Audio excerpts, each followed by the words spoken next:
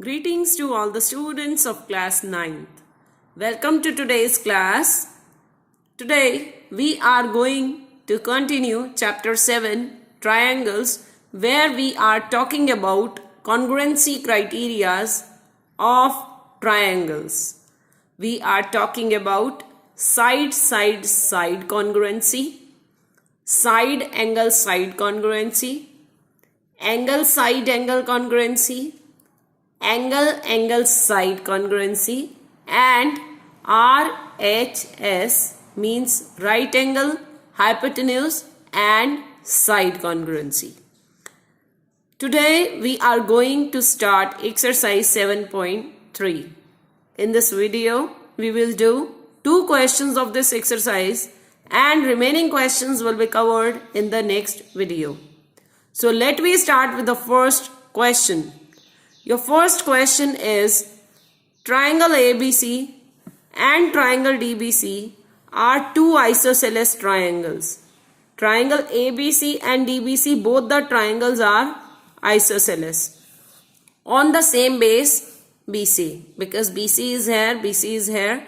So BC is the common base to both the triangles, and the vertices A and D are on the same side of BC. Same side means if both A and D are above BC, then both are above.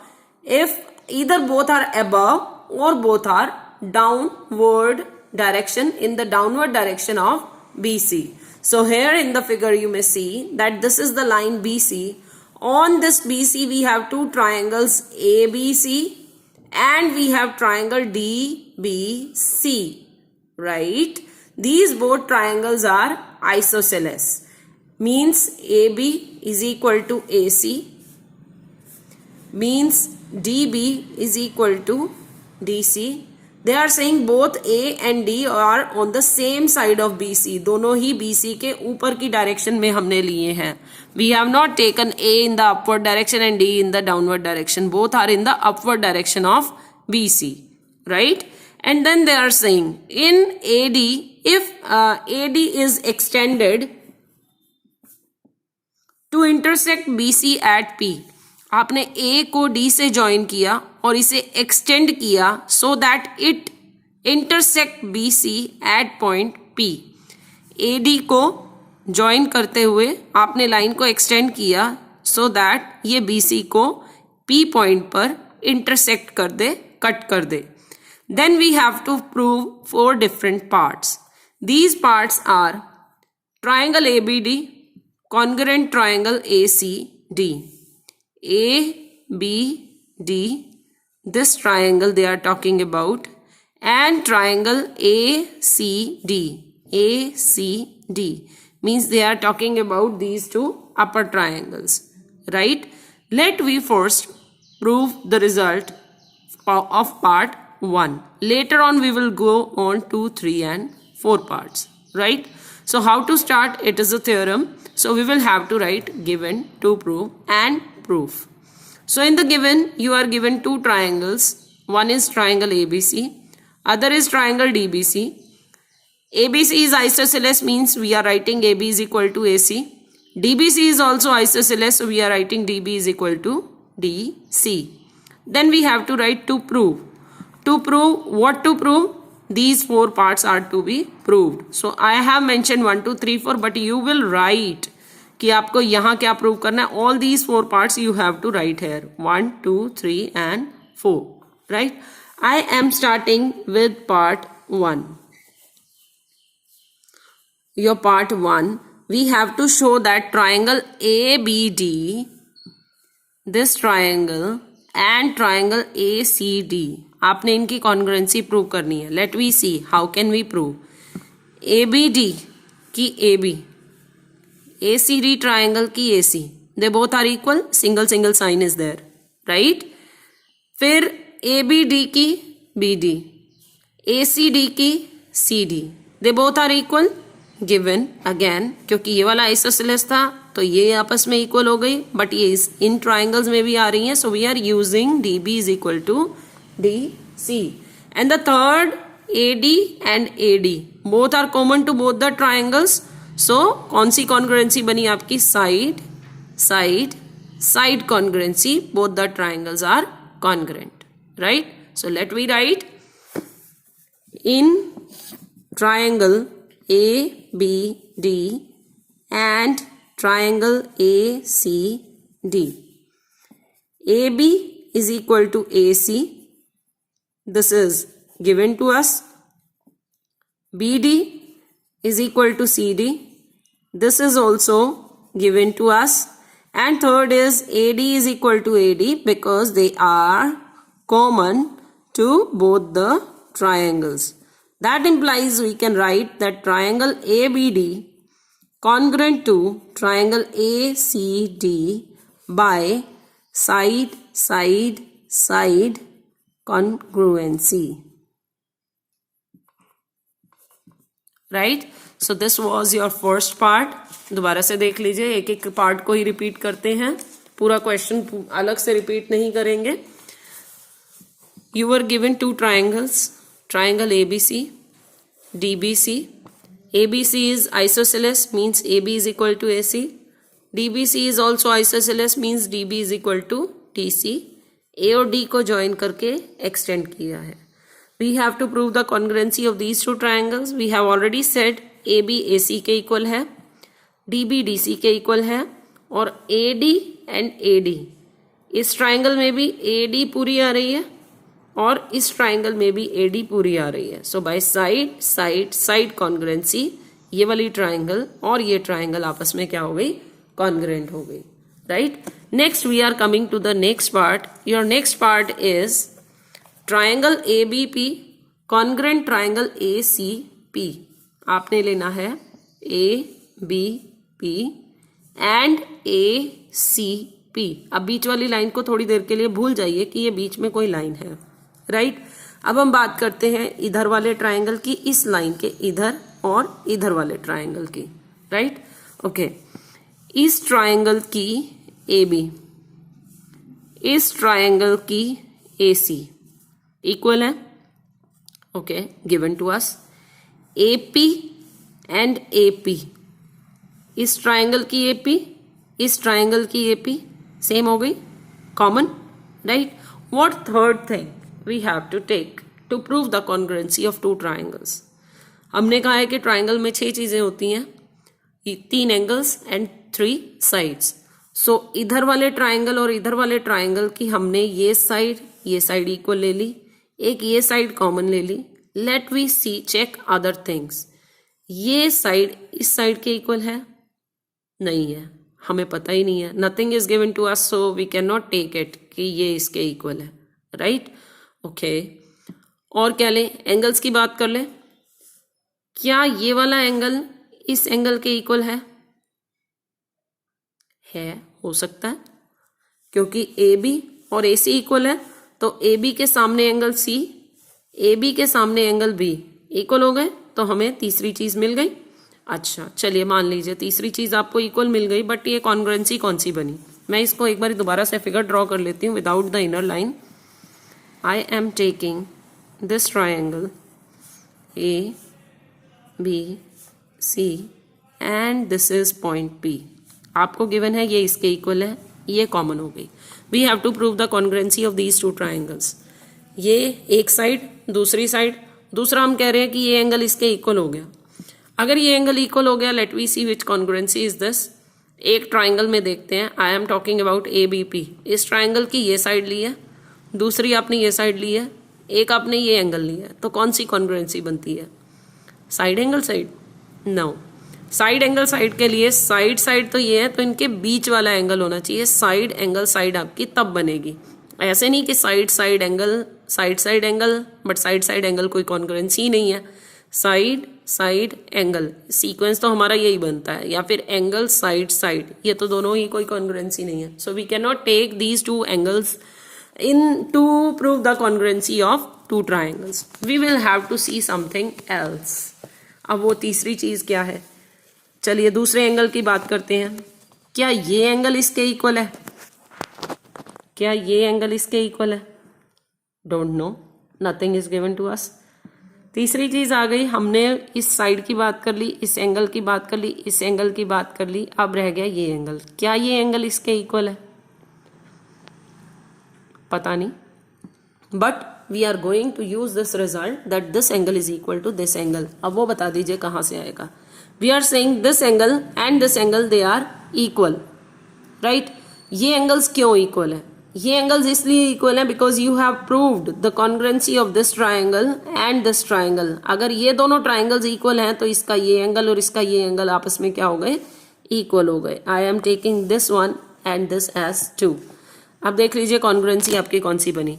एक आपने ये side बोली, दूसरा आपने ये side बोली, ये आपस में कॉमन है, फिर आप कह रहे हैं ये एंगल इसके इक्वल है। अब आपकी बन गई side angle side congruency, right? So by side angle side congruency we are going to prove the second part, that is ABP congruent triangle ACP। But उसके लिए हमने यूज किया है angle 1 is equal to angle 2, और वो कहां से आया है? CPCT से इसकी।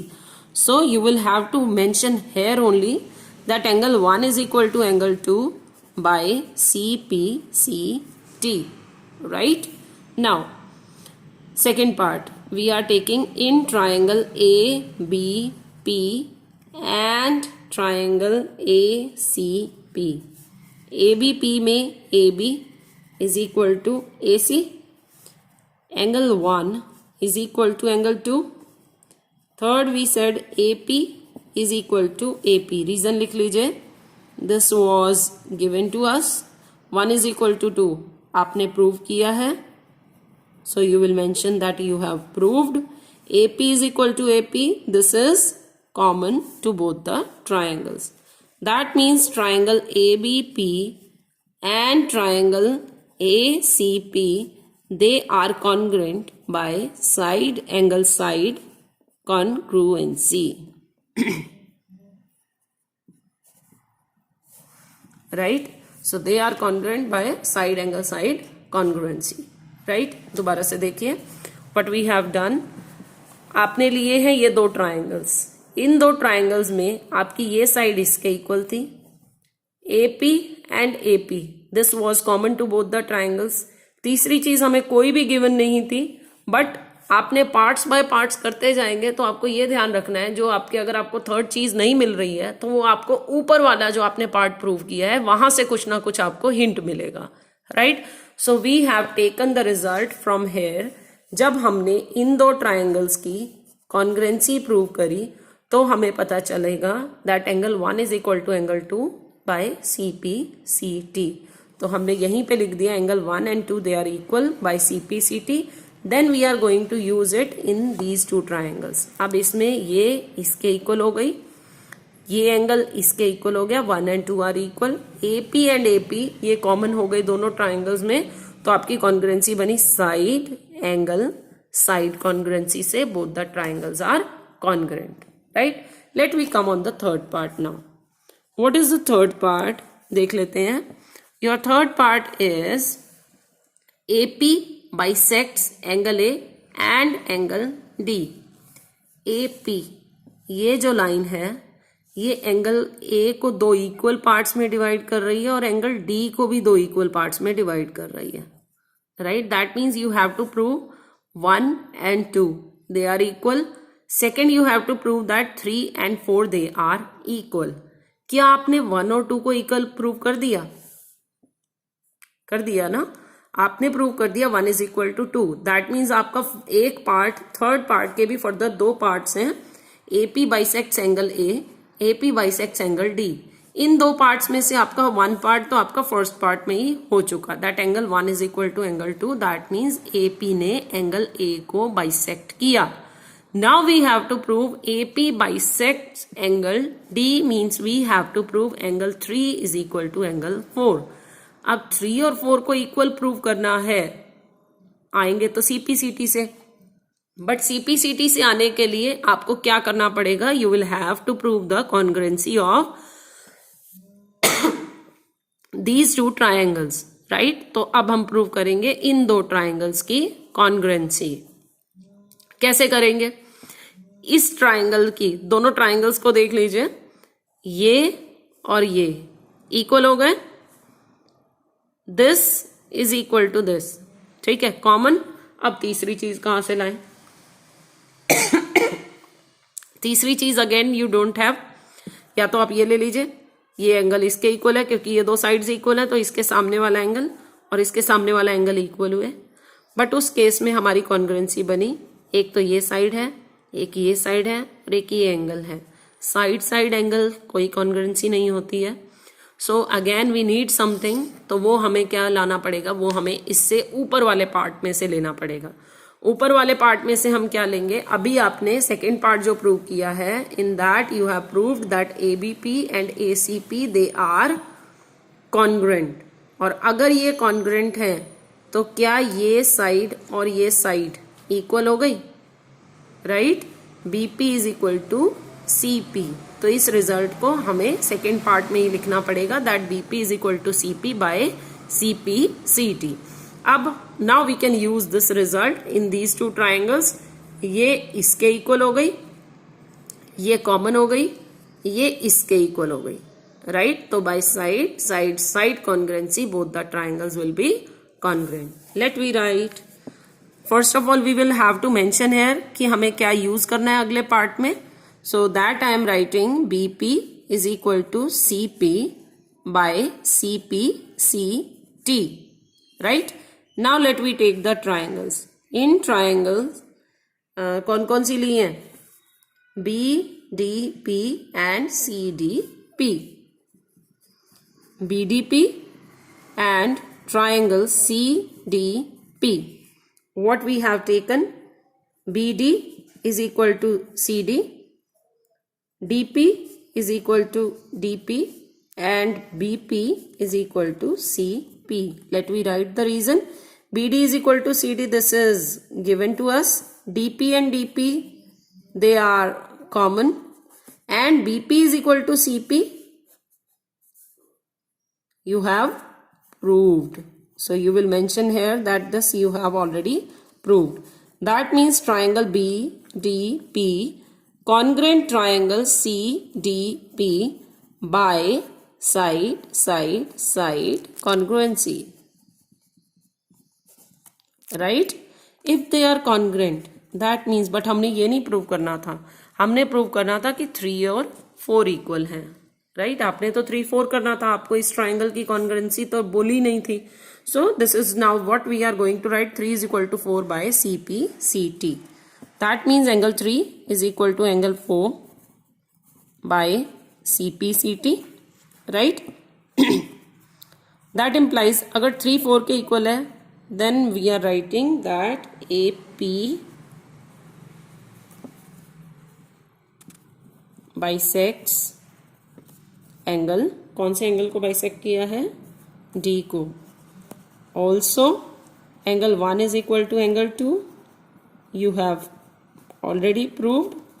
That implies AP bisects angle A also, right? दोबारा से देखिए। आपने प्रूव करना था कि ये लाइन इस एंगल को भी बाइसेक्ट करती है और इस एंगल को भी बाइसेक्ट करती है। आप ऑलरेडी लिख चुके हैं कि 1 और 2 इक्वल हैं, तो वहां से आप डायरेक्ट लिख देंगे कि ये लाइन इस एंगल को बाइसेक्ट कर रही है। सेकंड आपने प्रूव करना है कि ये लाइन इस एंगल को भी बाइसेक्ट कर रही है, मींस 3 और 4 भी इक्वल है। 3 4 इक्वल करने के लिए हमने प्रूव करी इन दो ट्राइंगल्स की कॉन्ग्रुएंसी। कॉन्ग्रुएंसी के लिए हमें ये दो साइड्स इक्वल गिवन थी, ये कॉमन थी। थर्ड हमने ली है BP is equal to CP. कहां से ली है वो हमने सेकेंड पार्ट अभी प्रूव किया था, that ABP and ACP they are congruent. अगर ये ट्राइंगल और इधर वाली ट्राइंगल और इधर वाली ट्राइंगल कॉन्ग्रुएंट है, तो इस ट्राइंगल की बीपी और इस ट्राइंगल की सीपी इक्वल हो गई। Now we have BP is equal to CP, DP is equal to DP, BD is equal to CD. इन दोनों ट्राइंगल्स की तीनों साइड्स इक्वल हुई हैं, और अगर तीनों साइड्स इक्वल हो गई तो angle 3 is equal to angle 4, and if 3 is equal to 4 means AP bisects angle D also, right? Come to the fourth part of the question, the last part. I know the question is lengthy, but the lengthy questions are important. You have to understand and practice a lot. Fourth part is AP is perpendicular bisector of BC। आपके एक ही part में फिर से दो parts हैं, AP is perpendicular and AP is bisector of BC। देख लेते हैं क्या क्या प्रूव करना पड़ेगा। We have to prove that AP is perpendicular. Perpendicular means you have to show that ये एंगल्स आपके 90 डिग्री हैं। Let we take them as 5 and 6। So we have to prove that 5 and 6 are 90 degree each.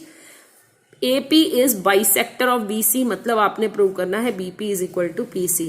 कर दिया, already done.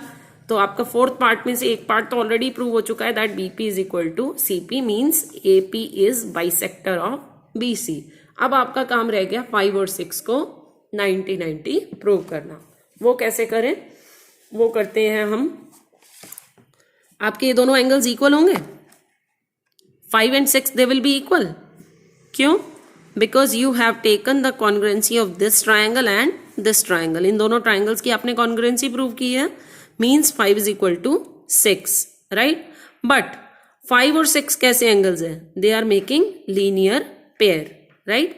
5 6 के equal है, but 5 and 6 linear pair भी हैं। Linear pair means their sum is 180 degree. So 5 plus 6 is 180 degree and 5 and 6 are equal also. That means each angle will be 90 degree, मतलब ये perpendicular भी हो जाएगा, right?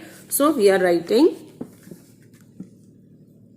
as triangle BDP congruent triangle CDP implies angle 5 is equal to angle 6 by CPCT, but angle 5 plus 6 is equal to 180 degree. They are making linear pair. That implies, इसको हम x assume कर लें। So x plus x is 180 degree, means 2x is 180. That means your x is 90 degree. That means angle 5 is equal to angle 6 is equal to 90 degree, right?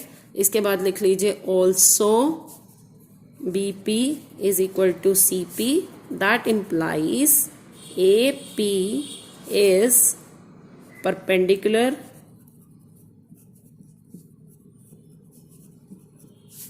bisector